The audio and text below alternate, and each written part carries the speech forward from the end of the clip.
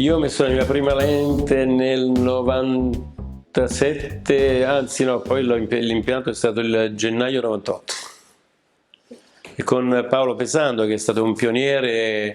di queste lenti, ha scritto anche il primo libro su questo argomento, almeno in Italia.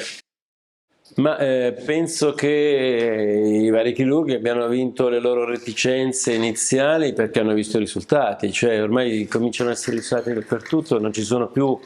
le problematiche che c'erano all'inizio e gli effetti collaterali che c'erano all'inizio, grazie anche all'evoluzione delle lenti e della tecnica. Si è capito che basta avere un buon vaulting e non c'è la cataratta, e poi comunque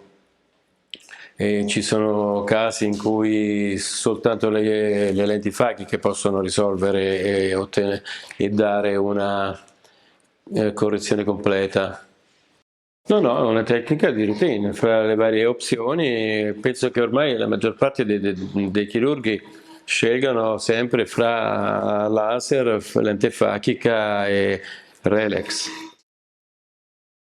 Beh, chiaramente il vantaggio della lente fachica è quello di non toccare la cornea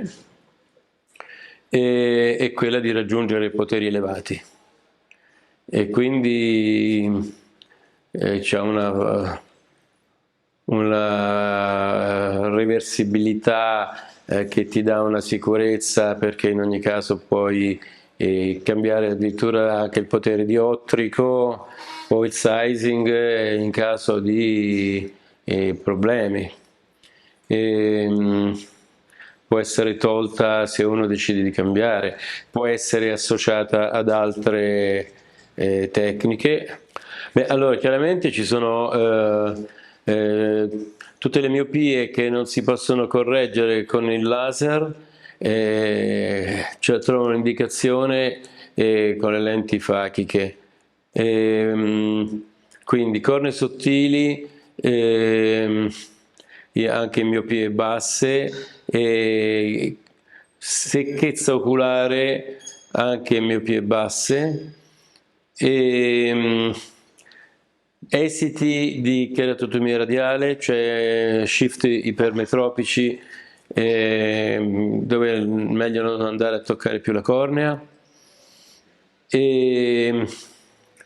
chiaramente tutte le normali miopie elevate, a meno che non abbiano un'età in cui c'è già la cataratta, e allora si passa alla chirurgia del cristallino.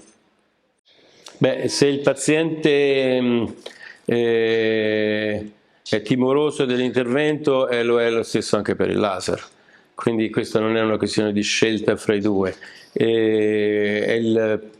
il medico che gli dice la maggiore o minore invasività delle due tecniche.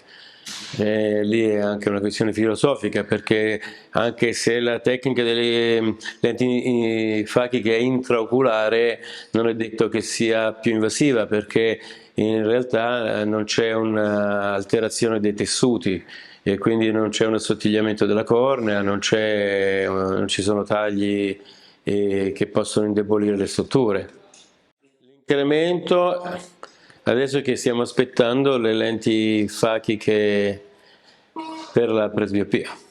quindi sarà, se riusciranno e se funzioneranno, ci sarà un incremento, penso un boom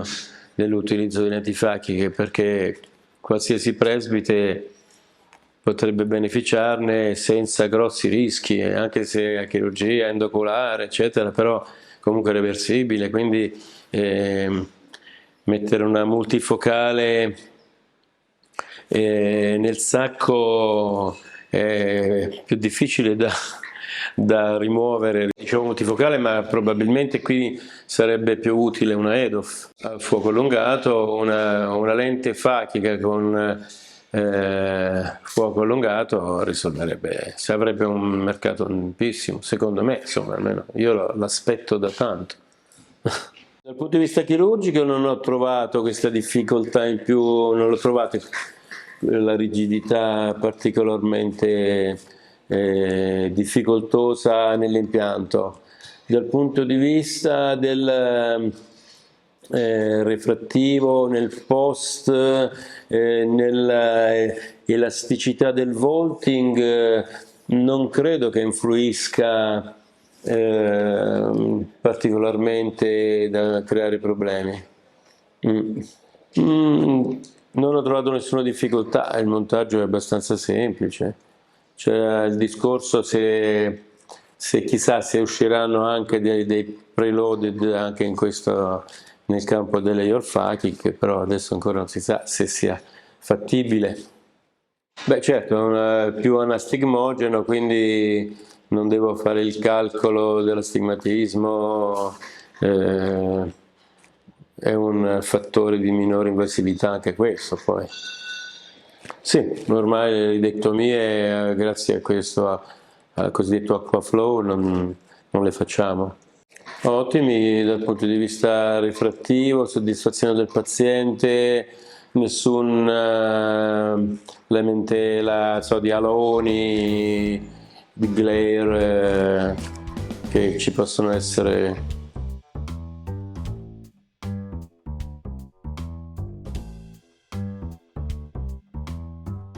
Anche in un occhio monocolo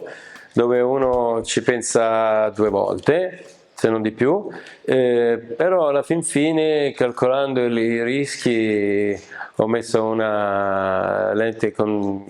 grande tranquillità senza nessuna complicazione, facendo felice una paziente che altrimenti non avrebbe potuto fare altre tecniche, in cui non era il caso di andare a fare una FACO, sarebbe stata molto più invasiva. Poi molto interessanti l'utilizzo negli shift ipermetropici post-keratotomia radiale, che vediamo ogni tanto, dove le lenti sono ipermetropiche ma non c'è problema di spazio in camera anteriore perché gli occhi miopi hanno molto spazio, e la cornea non la puoi toccare perché è tutta tagliuzzata, e lenti Fachi che ti risolvono tutto. Poi ho avuto dei pazienti che erano stati scartati da 2 o 3 medici perché gli dicevano che era un occhio secco che rischiava di aggravare una secchezza oculare con il laser, e gli ho detto nessun problema, la lente fachica non agisce minimamente sulla secchezza oculare, e quindi è un altro caso interessante. Poi per esempio mi ricordo una paziente che aveva meno 18 in tutti e 2 gli occhi e un occhio ambliope, aveva paura di toccare l'occhio buono, però gli ho proposto di mettere la lente fachica nell'occhio ambliope ed è stata felice perché doveva mettere una lente a contatto sola e non essendo, non creando, e anche quando stava senza non pativa l'anisometropia. Però quando era senza lenti a contatto c'aveva quei 2-3 decimi con l'occhio ambliope che erano molto molto utili. Poi abbiamo messo anche qualche lente nei bambini, che è un'indicazione che prima non veniva considerata al di sotto di una certa età per il rischio di cataratta, ma adesso che si è visto che il rischio di cataratta era soltanto dovuto a vaulting sbagliati o a manovre chirurgiche sbagliate, in realtà la cataratta non viene più tanto, e quindi nei bambini che rischiano una ambliopia per un'anisometropia, io trovo che sia indicato, come ci sono delle ricerche anche di una dottoressa di Parigi che ne ha fatti molti,